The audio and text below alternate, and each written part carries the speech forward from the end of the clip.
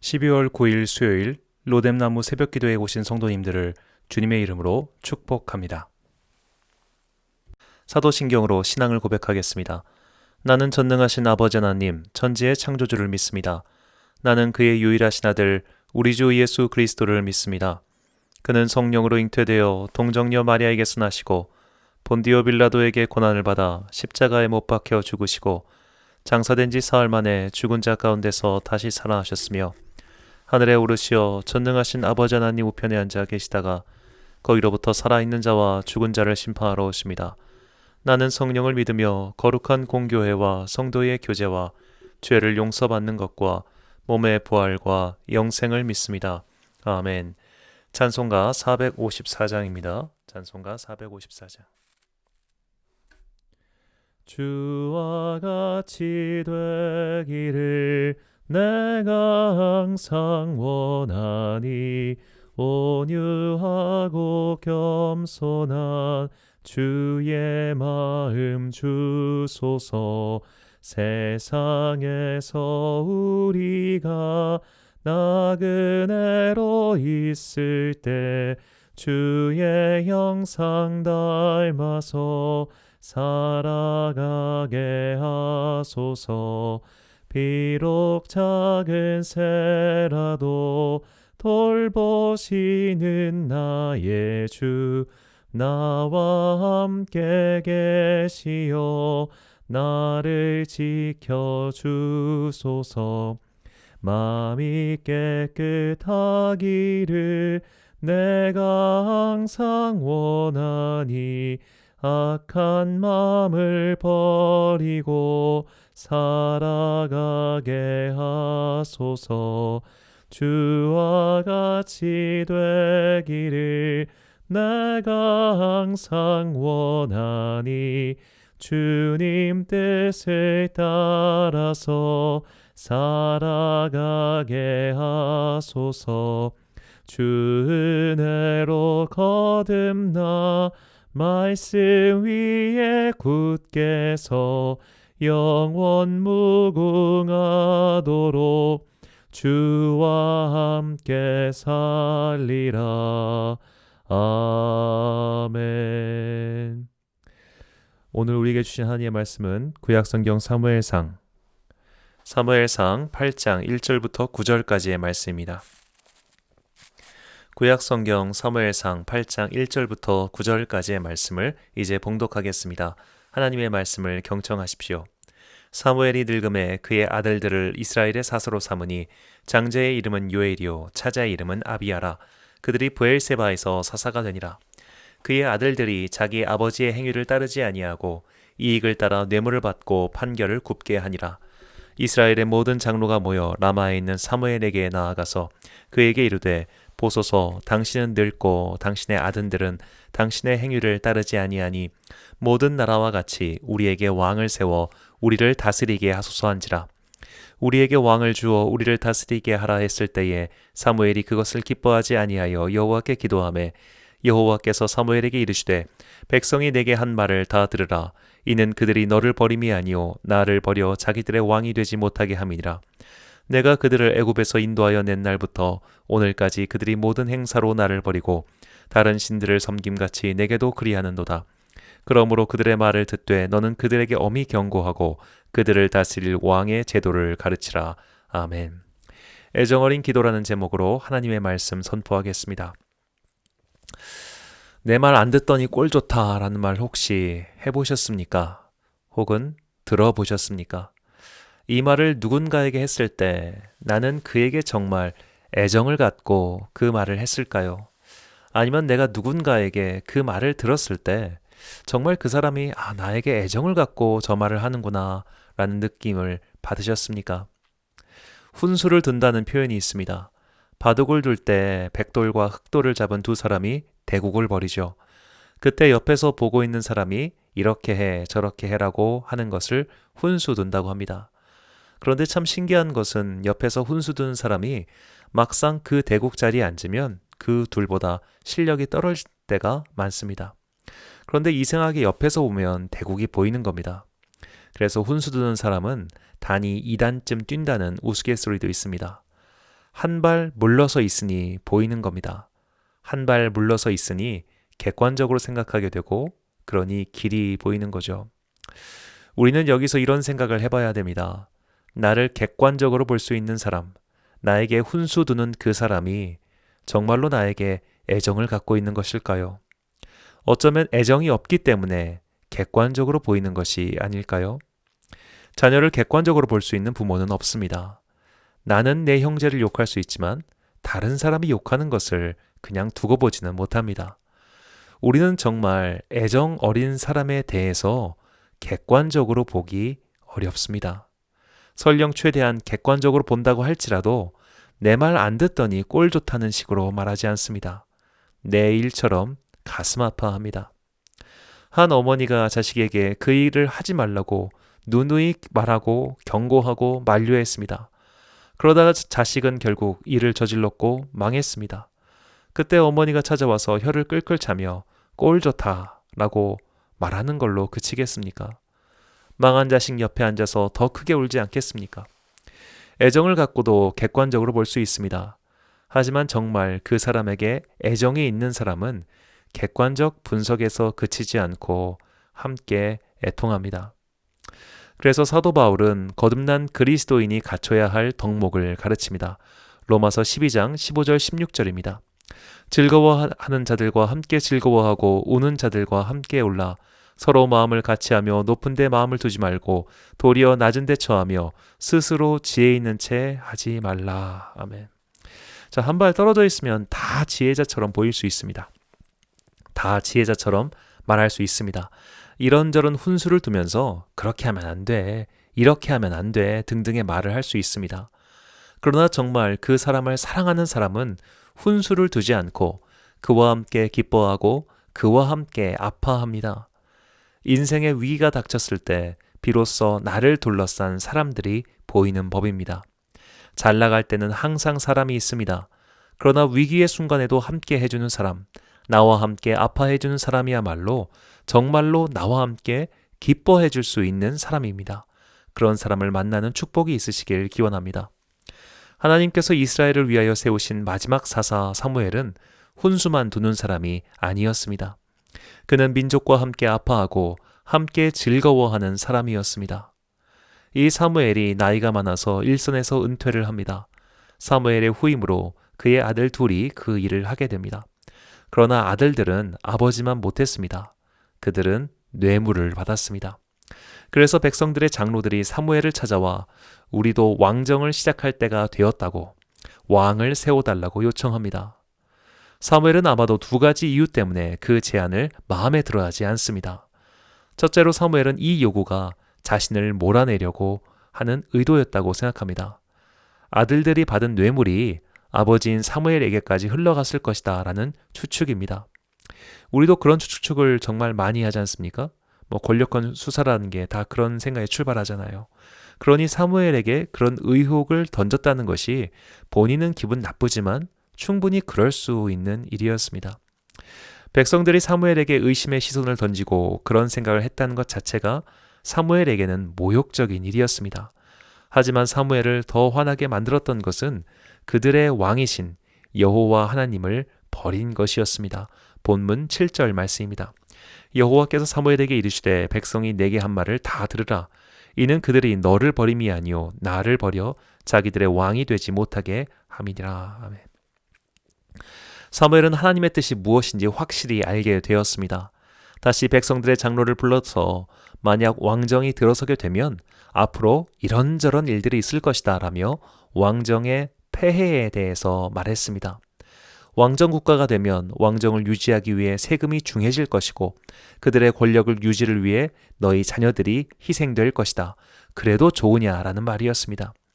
장로들은 그래도 우리는 왕이 필요하다고 왕정 체제로의 전환을 요구합니다.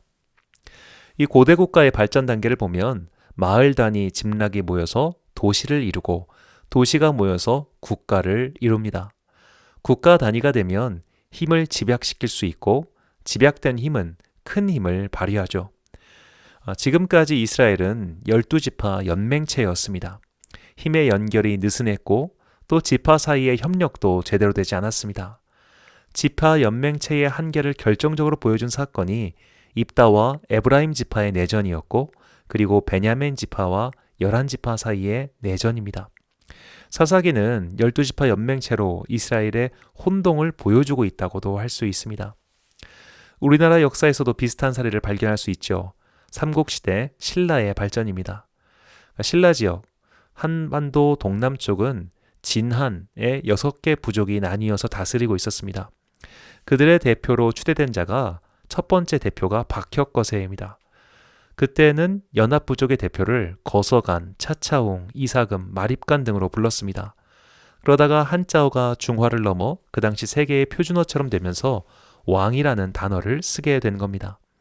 즉 신라는 고구려와 백제처럼 어느 한 사람이 창립해서 출발한 게 아니라 부족 연합체에서 대표를 뽑아서 세워진 나라였습니다. 그래서 처음엔 박씨가 대표였다가 나중엔 김씨가 대표가 되는 것이죠. 다른 나라보다 성골, 진골 등 골품제로 대표되는 귀족 문화가 강했습니다. 연맹체였고 귀족제였기 때문에 중앙 집약적인 힘을 제대로 발휘하지 못했습니다. 그래서 항상 고구려와 백제한테 밀리다가 김춘추로 대표하는 김씨가 정권을 장악함으로 중앙 집권적 힘을 발휘했고, 외세의 힘을 빌어 백제와 고구려를 멸망시키고 삼국의 대표가 된 것이죠.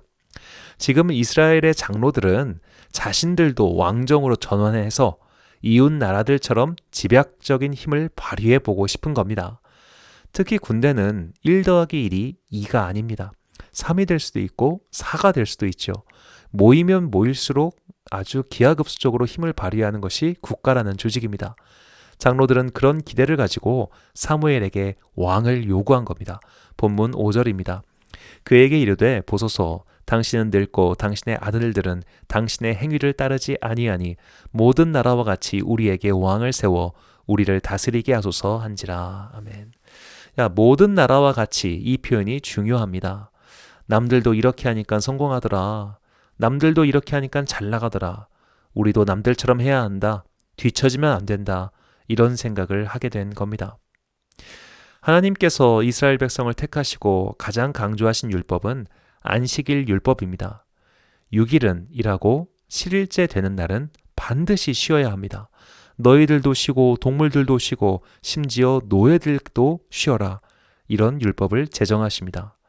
이게 기원전 15세기의 율법입니다.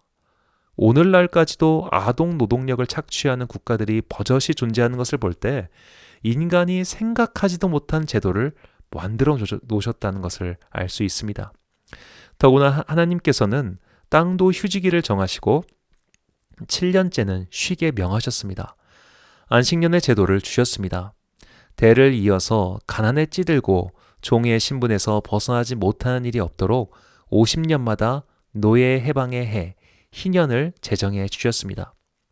21세기까지도 희년을 제정하고 실천할 수 있는 나라가 없는 것을 볼 때 하나님께서는 이 세상에 완전히 다른 제도의 나라를 건설하려고 하신 겁니다. 그것이 하나님 나라였고 그 하나님 나라의 모형, 모델하우스 역할을 하는 사람들이 이스라엘 백성이었습니다. 그러나 이스라엘 백성은 그 모델하우스를 제대로 하지 못했습니다. 설계는 완벽했는데 시공이 엉망이었던 겁니다. 결국 이도저도 아닌 집이 완성되었습니다. 자, 그런 집이 모델하우스는 완벽하게 만들 수 있겠죠. 설계니까. 그런데 집이 이상하니까 와서 사는 사람도 없고 매매하는 사람도 없는 겁니다. 나중에 사람들은 그것을 쳐다보지도 않았습니다. 그리고 어쩔 수 없이 그렇게 이상한 집에서 살게 된 사람들은 한숨을 푹푹 쉬면서 그 집에서 살다가 저 집이 더 좋아 보이는 겁니다. 이제 이스라엘 백성은 다른 집에서 살고 싶어졌습니다. 더 이상 이상한 덜 지어진 집 같은 데서 살고 싶지 않았습니다. 이스라엘 백성이 왕정을 요구했다는 것은 하나님께서 왕 되시는 하나님 나라를 거부하고 세상 나라처럼 살고 싶다는 표현이었습니다. 명백한 배신이었습니다. 사무엘상 12장 17절 말씀입니다. 오늘은 밀 베는 때가 아니냐. 내가 여호와께 아뢰리니 여호와께서 우레와 비를 보내사 너희가 왕을 구한 일 곧 여호와의 목전에서 범한 죄악이 큼을 너희에게 밝히 알게 하시리라. 아멘. 자, 사무엘의 말처럼 곧 우레와 비가 내렸습니다. 백성들은 크게 두려워하였습니다. 지금은 천둥이 치고 비가 내릴 시기가 아니었던 것이죠. 건기였습니다. 그런데 기상이 변하고 엄청난 일이 벌어지고 있습니다. 특별히 이 본문에서는 우레와 비를 통해 하나님의 뜻을 밝히셨다는 것을 주목해야 합니다. 이방 민족들의 영향으로 이스라엘 백성은 우상 숭배에 빠져 있었습니다. 중동 지역의 우상 중 가장 강한 신은 천둥과 우레의 신인 바알이었습니다. 메소포타미아 신화에서 주신 바알은 가장 유명한 신이었습니다. 그곳에 모인 이스라엘 백성들도 우상 숭배에 오랫동안 노출되어 있어서 그동안 바알이 천둥과 번개를 다스리고 있다고 생각했을 겁니다. 그런데 사무엘이 말하는 여호와 하나님께서 우레가 치지 않은 절기에 비가 내리지 않는 건기에 그 일을 일으키셨습니다. 이 일은 바알이 신이 아니라 내가 바로 모든 만물을 다스리는 신이다라는 명백한 선언이셨습니다. 바알을 믿는 민족들은 왕을 세우고 왕정 국가를 세워서 힘을 발휘하는 듯 하지만 그들은 사실 아무 힘도 없는 빈 껍데기다. 오히려 너희가 무시하는 너희가 버린 여호와 하나님이야말로 바알 같은 아무것도 아닌 것과는 비교도 되지 않는 참신, 참 하나님이다라는 선언이었습니다. 이것은 백성들은 틀렸고 왕정을 끝까지 반대한 사무엘이 옳았다는 하나님의 판결이나 다름없었습니다. 왕정을 택한 이스라엘 민족은 신의 반대편에 있었고 그들이 죄를 저질렀다는 것이 증명되었습니다. 자, 이때 만약 사무엘이 이스라엘 민족과 아무 상관이 없는 사람이었으면 어떤 반응을 보였을까요? 이스라엘 민족에게 아무런 감정도 없는 그저 객관적인 위치에서 훈수나 두는 사람이었으면 어떻게 말했을까요? 요즘식으로 거봐, 내가 뭐라고 했냐? 내가 분명히 반대했지? 라고 으스대며 말했을 겁니다. 한 발자국 떨어진 사람, 짐짓 의로운 척, 지혜로운 척 하면서 한 걸음 떨어져 있는 사람들은 아무런 애정도 없이 아무런 아픔도 없이 잘난 척하며 으스대는 기회로 삼았을 겁니다. 거 봐라 라는 식으로 말이죠. 그러나 사무엘은 그렇게 하지 않았습니다. 사무엘은 그 상황에서 나는 몰라, 너희들이 알아서 해, 그런 식으로 행동하지 않았습니다. 사무엘상 12장 23절 말씀입니다. 나는 너희를 위하여 기도하기를 쉬는 죄를 여호와 앞에 결단코 범하지 아니하고 선하고 의로운 길을 너희에게 가르칠 것인즉. 아멘. 오늘 본문인 사무엘상 8장과 사무엘상 12장은 문학 구조로 본다면 수미 쌍관형 구조입니다. 이스라엘 백성이 왕을 구했고 그 왕을 구한 것의 최종 답변이 8장과 12장에서 나오고 있습니다. 큰 틀에서 본다면 8장과 12장에서 나오는 사무엘의 기도는 하나의 사건으로 묶어서 볼 수 있습니다. 오랫동안 애정을 쏟았던 사람 또는 단체가 결정적인 순간 나를 버립니다. 나를 필요 없다고 합니다. 그때 사람은 보통 정남이가 떨어진다고 말하죠. 오만정이 다 떨어져서 그쪽은 쳐다보고 싶지도 않습니다. 정을 많이 쏟으면 쏟을수록 배신당했을 때 상처가 큰 법입니다. 사무엘도 그랬을 겁니다. 사무엘은 사는 날 동안 이스라엘의 사사였습니다. 그는 구정치제도의 마지막 상징이었습니다. 사무엘의 죽음은 한 시대가 완전히 끝났다는 신호였습니다. 그 정도로 그는 이스라엘 민족에게 중요한 사람이었습니다. 그렇게 사랑했고 힘썼고 애썼던 민족이 마지막에 자신을 버린 겁니다. 뇌물을 받았다고 생각하고 뒷말을 수군댔습니다. 얼마나 속이 상했을까요? 그런데 지금은 하나님께서 공개적으로 기적을 보여주시면서 사무엘이 옳았음을 입증해 주셨습니다. 그럼 의기양양하게 거봐라 라고 하면서 등을 돌려버릴 수 있었을 겁니다. 은퇴 후 찾아오는 사람들에게 그때 내가 뭐라고 했어? 그렇게 하면 안 된다고 했지? 라며 훈수조로 이야기하면서 자신의 옳았음을 기뻐하며 희희낙낙할 수 있었습니다. 하지만 사무엘은 그렇게 하지 않았습니다. 오히려 자신을 의심하고 배신한 이스라엘을 위하여 기도하겠다고 말합니다. 그들을 위한, 그들을 향한 애정을 끊지 않고 계속 기도하겠다고, 너희와 함께 하겠다고 말합니다. 어떻게 이런 것이 가능했을까요? 사무엘이 남달리 이스라엘 민족을 사랑했기 때문일까요? 증오와 사랑은 동전의 양면입니다. 격렬하게 사랑하다가 배신당하면 격렬하게 미워지는 게 사람의 마음입니다. 사무엘은 사랑하던 대상에게 상처받았습니다. 그런데 어떻게 그를 위해서 다시 기도할 마음이 생겼을까요? 사무엘은 하나님의 마음을 먼저 알았기 때문입니다. 본문 6절입니다. 우리에게 왕을 주어 우리를 다스리게 하라 했을 때에 사무엘이 그것을 기뻐하지 아니하여 여호와께 기도하매. 아멘. 여기서 기도하다라고 번역한 히브리어 이트팔렐은 팔알의 동사 변형으로 중재하다, 조정하다라는 뜻입니다. 팔알이라는 단어가 재판하다는 뜻입니다. 팔알이라는 단어가 기도하다는 뜻이 된 것은 여기서 기도의 의미를 우리가 알 수 있습니다. 기도는 재판장이신 하나님께 드리는 탄원이자 변호입니다. 나의 상황, 나의 상태, 입장 등을 재판장에게 신원하고 아뢰고 탄원하고 애청하는 것이 기도입니다. 그런데 이게 법정에서처럼 서로의 입장을 조정하는 과정이라는 겁니다. 기도가 재판장을 향해 일방적으로 제출하는 게 아니라 재판장 또는 검사의 말을 들으면서 자기 입장을 다시 조정하고 강화하고 보충해서 설명드리는 겁니다. 그래서 기도는 하나님과 대화입니다. 그분의 뜻을 알고 그분의 생각을 알고 그분의 마음을 알아가면서 동시에 나의 탄원도 나의 간구도 드리는 겁니다. 사무엘은 이 기도의 원리를 알고 있었습니다. 사무엘은 기도하며 하나님의 마음을 알았습니다. 그분의 마음을 깨닫고 나니 나의 서운한 감정, 섭섭한 마음은 중요한 게 아니구나. 사실 주님께서는 더욱 섭섭하시고 더욱 화가 나시고 더욱 실망하셨음에도 불구하고 그분은 이 민족을, 이 배신을 밥 먹듯 하고 등을 돌리고 뒤통수 치는 이 민족을 그래도 사랑하시는구나. 그 마음을 알았습니다. 사무엘상 12장 22절입니다. 여호와께서는 너희를 자기 백성으로 삼으신 것을 기뻐하셨으므로 여호와께서는 그의 크신 이름을 위해서라도 자기 백성을 버리지 아니하실 것이요. 아멘. 하나님께서는 광야에서 지긋지긋하게 배신하던 그들을 결국 약속의 땅까지 데리고 가셨습니다. 약속의 땅에서도 약속을 치질이도 지키지 않던 그들 때문에 고민하실 정도로 포기하지 않으셨습니다.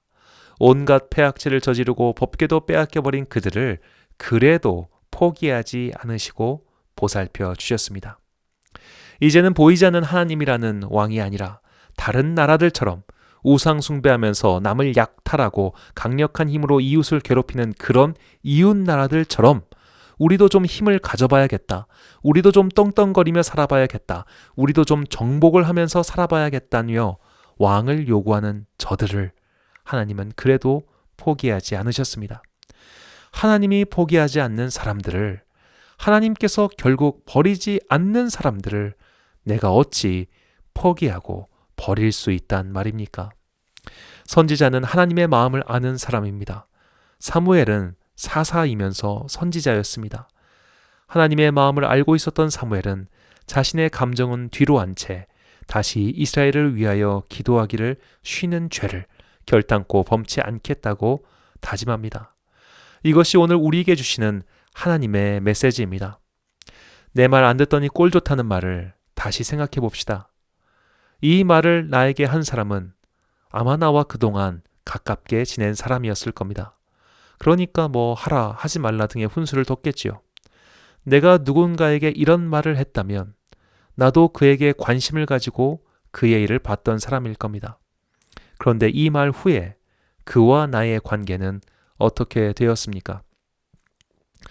이 말을 한 그 사람은 그 이후에 뭘 했습니까? 나는 이 말을 한 뒤에 그와 무엇을 했습니까? 내 말 안 듣더니 꼴 좋다. 이 말 이후에 사람의 관계는 극명하게 나뉠 겁니다. 망한 자와 함께 애통한 자들은 형제가 됐을 겁니다. 그러나 망한 자를 손가락질하고 질책하기 바빴던 자는 영영 헤어지게 되었을 겁니다. 사무엘은 어차피 왕도 세웠겠다. 이참에 나도 너희들 지긋지긋하니 관계 정리하자라고 할 수 있었습니다. 하나님의 마음을 모르는 사람들은 이렇게 할 수 있습니다. 지긋지긋하니까 꼴 좋다 라면서 등을 돌리면 그만입니다. 애통할 것도 없습니다. 자업자득이니까요. 하지만 하나님의 마음을 알고 있는 사람은 마지막의 마지막까지 꼴 좋다라는 식으로 관계를 정리하지 않습니다. 그를 위해 애통해하며 기도하고 손을 놓지 않습니다. 그래서 우리 주님께서는 기도의 자세를 가르쳐 주셨습니다. 누가복음 6장 27절에서 28절입니다. 그러나 너희 듣는 자에게 내가 이르노니 너희 원수를 사랑하며 너희를 미워하는 자를 선대하며 너희를 저주하는 자를 위하여 축복하며 너희를 모욕하는 자를 위하여 기도하라. 아멘. 혹시 나는 꼴 좋다라고 일침을 놓고서 그와 관계를 끊은 적은 없습니까? 그런 사람이 있다면 마음 한켠에 쌓여있을 섭섭함을 조금씩 은혜로 희석시키십시오. 그리고 그를 위해서 기도해 주십시오. 그가 망한 자리, 그가 떠난 자리에서 회복될 수 있도록 기도해 주십시오. 그것이 주님의 마음입니다. 주님께서는 나도 주님의 자녀요, 그 사람도 주님의 자녀이기 때문에 둘 중 하나가 망하는 것을 원치 않으시고 둘 다 살기를 원하십니다. 누군가 나에게 내 말 안 듣더니 꼴 좋다라며 등을 돌리고 떠났습니까? 괜찮습니다. 사무엘처럼 하나님의 마음을 알고 있는 사람들은 아직도 나를 위하여 기도해주고 있습니다. 그리고 무엇보다 하나님께서 나에게 그런 말씀을 하지 않으셨습니다. 하나님께서 나에게 망했다고 하지 않으셨습니다. 하나님께서 나에게 너는 끝났어, 꼴 좋다 라고 하지 않으셨습니다. 로마서 8장 33절 34절입니다. 누가 능히 하나님께서 택하신 자들을 고발하리요, 의롭다 하신 이는 하나님이시니 누가 정죄하리요. 죽으실 뿐 아니라 다시 살아나신 이는 그리스도 예수시니 그는 하나님 우편에 계신 자요 우리를 위하여 간구하시는 자시니라. 아멘. 사랑하는 로뎀교회 성도 여러분, 그리고 이 영상을 시청하시는 사랑하는 주님의 자녀 여러분, 당신의 자녀를 사랑하시는 주님의 마음을 깨달으시길 간절히 바랍니다. 주님의 사랑이 나에게 향해 있다는 것을 알면 내가 내 인생을 포기할 수 없습니다. 그 사랑이 동시에 저 사람에게도 향해 있다는 것을 알면 내가 함부로 남의 인생을 평가할 수 없습니다. 그 인생을 향해 손가락질할 수 없고 그 인생을 향해 함부로 비난질을 할 수 없습니다. 꼴 좋다라며 그와 손절하는 것은 하나님의 마음을 모르는 자들이 하는 짓입니다. 바울 사도는 즐거워하는 자들과 함께 즐거워하고 우는 자들과 함께 울라고 권면했습니다. 내 말 안 듣더니 꼴 좋다. 그 한마디 문장에 담긴 싸늘한 세상의 논리에 빠지지 마십시오. 주님의 말조차도 지질이 듣지 않던 이스라엘 민족을 향해서 하나님은 한 번도 그렇게 말씀하시지 않으셨습니다. 하나님께서 정죄하지 않으신 자들을 내가 어찌 그런 비난을 날린단 말입니까? 세상의 증오에 휩싸이지 말고 선으로 악을 이겨야 합니다. 무정한 세상입니다. 안타까워하는 척하면서 남의 실패에 조소를 날리는 세상입니다. 겉으로는 안타까운 척하면서 속으로는 웃음 짓고 있는 세상입니다. 가면을 벗어던진 인터넷 댓글창을 보십시오. 이게 인간의 속마음이지 않겠습니까? 지옥은 다른 곳이 아니라 인간의 마음 안에 있는지도 모릅니다. 영혼의 지옥이 있기 때문에 세상을 지옥도로 펼쳐놓은 사람들이 있습니다. 그들에게 맞서서 이 세상에 하나님의 나라, 천국을 이룩하는 것은 사랑과 자비로 남을 위해 기도하며 그들과 우리의 승리를 바라는 선한 마음입니다. 그 선한 마음으로 오늘도 기도합시다. 저 사람을 위해서, 저 공동체를 위해서, 때로는 나를 배신한 저들을 위해서도, 나를 섭섭하게 한 그들을 위해서도 기도합시다. 그것이 내 본심을 거스르는 기도라 할지라도 그 기도는 하나님을 기쁘시게 할 것입니다. 하나님을 기쁘시게 하는 여러분과 제가 되길 간절히 축원합니다. 기도하겠습니다. 사랑과 은혜가 충만하신 아버지 하나님, 우리는 사실 남을 사랑하지도 않으면서 사랑하는 척 쓸데없는 말들을 하곤 했습니다. 객관적이고 이성적으로 조언해 주는 척 했지만 실제는 방관자였고 심지어 방해자였습니다. 그러면서도 남을 위하는 척, 그를 위해 주는 척 위선의 가면을 쓰고 살아왔습니다. 우리의 허물과 죄를 용서하여 주옵소서. 주님께서 포기하지 않으셨는데 내가 그를 포기했습니다. 주님께서 손가락질하지 않으셨는데 내가 그를 손가락질했습니다. 그 사람 또한 주님의 자녀임을 잊고 내가 함부로 말하고 비난했습니다. 나의 허물과 죄를 용서하여 주십시오. 나에게 애정도 없으면서 함부로 말하는 자들로 인해 참 많이 힘들 때가 많았습니다. 남들의 헛된 말에 넘어지지 않게 하옵소서. 주님께서는 절대 자녀들을 포기하지 않으시고 오늘도 잃어버린 양을 찾아다니시는 선한 목자의 마음으로 우리를 찾고 계시오니 주님께서 포기하지 않은 나의 인생을 내가 먼저 포기하는 어리석음을 범하지 않게 하옵소서. 인류 역사의 길이 남을 2020년도 이제 끝을 향해 가고 있습니다. 외국에서는 코로나 백신을 투여하고 있다고 합니다. 우리는 지금 밖에서 살 수 없기에 지금의 난리통을 나중에 어떻게 해석할지 모르겠습니다. 다만 후대가 볼 때 우리가 미디안 군대처럼 기드온의 소리만 듣고 자중질환을 벌이다가 망하지 않도록 주여 우리를 돌봐 주옵소서. 하나님의 군대는 살 것이요 이방의 군대는 자중질환 속에서 사라질 것을 믿습니다. 긴 시간 동안 원격 수업과 일반 수업을 병행하느라 지쳐있는 어린 자녀들을 위해 기도합니다. 올해는 아이들이 너무 힘들었습니다. 친구들과 교제도 못하고 수업을 받는 것도 여러모로 지치고 어려웠습니다. 내년 봄 새로운 학기와 학년이 시작될 때에는 아이들이 아이들다운 생명의 기움을 내뿜도록 인도하여 주옵소서. 코로나로 인해 노숙인을 위한 무료 급식소의 운영이 3분의 1로 줄었습니다. 추운 날씨에 배까지 고프면 너무나 비참하고 힘듭니다. 그들을 돕기 위해 오늘도 수고하시는 모든 봉사자들에게 주님의 은혜를 내려 주옵소서. 특히 주님을 믿는 백성들이 이 시국에도 용기를 내어 봉사하고 있습니다. 하나님의 일을 하는 자, 독사를 만져도 상함이 없다고 하셨사오니 봉사하는 그들을 통하여 하나님의 능력을 만방에 비춰주시길 간절히 기도합니다. 우리의 앞날은 주님의 손에 있사오니 오늘 하루의 시작과 끝을 주님께서 주관하여 주옵소서. 지치고 힘들고 짜증날 때마다 성령님께서 우리의 영혼을 만지시어 선하고 아름답게 하루를 마감하게 하옵소서. 귀한 하루 주셔서 감사합니다. 시작과 끝이 모두 주님께 있음을 고백하며 이 모든 말씀 우리의 인생을 통해 영광 받으시길 원하시는 예수 그리스도의 이름으로 기도합니다. 아멘. 주기도문 하심으로 새벽기도를 마치겠습니다. 오늘도 주님 안에서 승리하시길 소망합니다. 하늘에 계신 우리 아버지, 아버지의 이름을 거룩하게 하시며 아버지의 나라가 오게 하시며 아버지의 뜻이 하늘에서 이루어진 것 같이 땅에서도 이루어지게 하소서.